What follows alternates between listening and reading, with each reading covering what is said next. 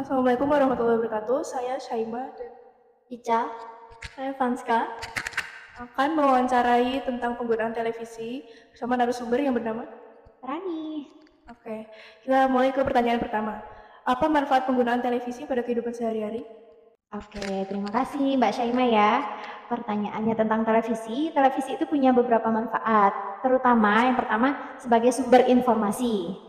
Yang kedua, televisi juga kita bisa jadikan sebagai sumber kita memperoleh pendidikan. Kemudian yang ketiga, fungsi televisi juga kita bisa dapatin hiburan dari televisi gitu. Jadi paling tidak ada 3 fungsi televisi. Fungsi informasi, di mana kita bisa mendapat segala macam info baik tentang kejadian yang sedang terjadi di lingkungan kita, perakiraan cuaca, segala macam. Tentang pendidikan, kita memperoleh pengetahuan tentang ilmu pengetahuan alam. Tentang hiburan, kita bisa nonton TV, nonton film, nonton apalagi musik lewat televisi. Pertanyaan kedua, menurut Ibu bagaimana pengaruh televisi bagi kehidupan anak sekolah pada saat ini? Terima kasih Mbak Ica ya. Televisi mempunyai pengaruh yang sangat besar sekarang karena televisi itu kan alat telekomunikasi yang berupa audio visual. Audio visual itu maksudnya audio itu pendengaran, visual kita bisa melihat gambarnya. Nah, dari televisi yang berupa audio visual itu mempengaruhi ke perilaku kita, mempengaruhi ke pola hidup kita karena informasi yang didapat dari televisi bisa kita contoh gimana berperilaku yang baik, gimana berperilaku sopan, kemudian bisa menambah wawasan kita juga. Itu kurang lebih pengaruh televisi ke kehidupan kita, yaitu mempengaruhi perilaku, mempengaruhi karakter, juga mempengaruhi budaya kita gitu. Apa saja dampak positif pada penggunaan televisi?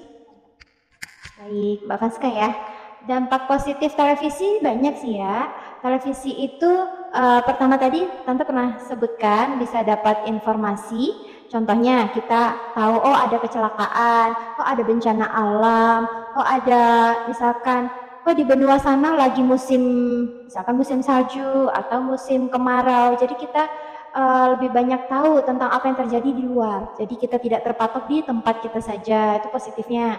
Yang kedua, kita bisa melestarikan budaya kita lewat televisi. Nanti kan ada tontonan-tontonan tentang tari-tarian, tentang apalagi kebudayaan yang berhubungan dengan kebudayaan. Kita bisa dapat kabar oh tentang rumah gadang, rumah adat daerah masing-masing, kebiasaan suku bangsa kita di Indonesia. Ada yang orang Jawa, orang Minang, orang Sulawesi, ngapain aja kebiasaannya, itu infonya bisa kita dapat dari televisi. Itu dampak positif. Dampak positif ya, jadi intinya bisa lebih banyak wawasan. Kemudian pertanyaan keempat, apa saja dampak negatif pada penggunaan televisi? Baik, makasih Mbak Syaima. Dampak negatif ya, yang pertama kalau kita menonton televisi terlalu lama itu bisa merusak mata. Kalau kita menonton televisi terlalu lama itu mempengaruhi emosional kita juga. Kita terlalu fokus menonton televisi itu artinya kita menjadi pasif karena tidak ada komunikasi dua arah, hanya satu arah dari televisi. Kalau kita pasif maka sosialisasi kita dengan orang lain pun jadi berkurang kalau kita menonton televisi berlebihan jamnya. Jadi menonton televisi itu cukup misalkan sehari 2 jam. Kalau lebih bisa sampai 5 jam 7 jam ya itu bisa mempengaruhi ke perilaku kita. Kita jadi tidak bisa bersosialisasi, kita lebih emosional, kita lebih egois biasanya gitu.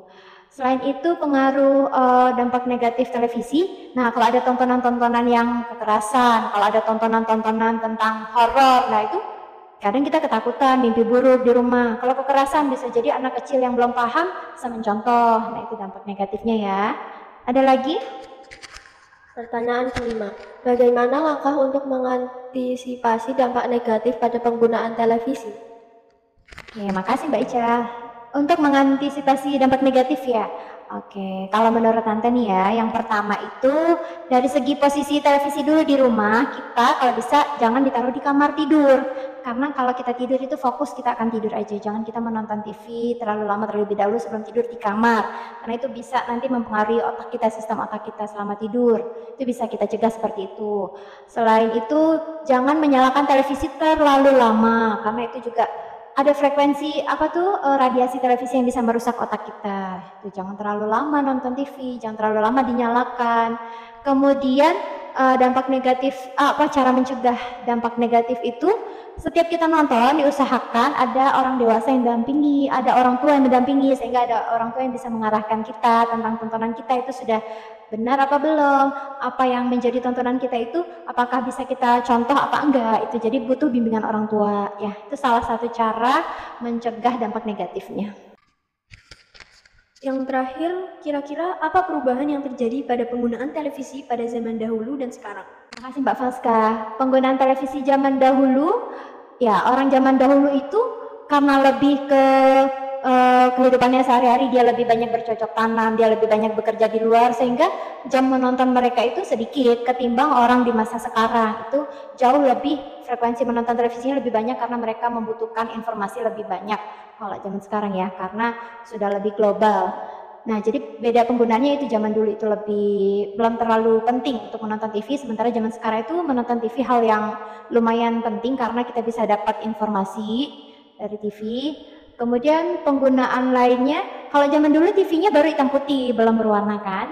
Kalau sekarang sudah berwarna, sehingga lebih imajinatif, lebih variatif gambarnya, isinya pun lebih beragam, nggak lebih monoton seperti zaman dulu. Itu contoh-contoh penggunaan televisi. Televisi itu juga bisa sebagai smart TV loh sekarang, connect ke internet ya. Jadi apapun yang kita cari, butuhkan di internet, kita bisa konekkan ke TV. Juga selain nonton itu juga bisa untuk keamanan kamera CCTV, untuk kita tonton hasil rekaman CCTV bisa dari TV itu. Penggunaan yang berbeda dari zaman dulu sekarang ya.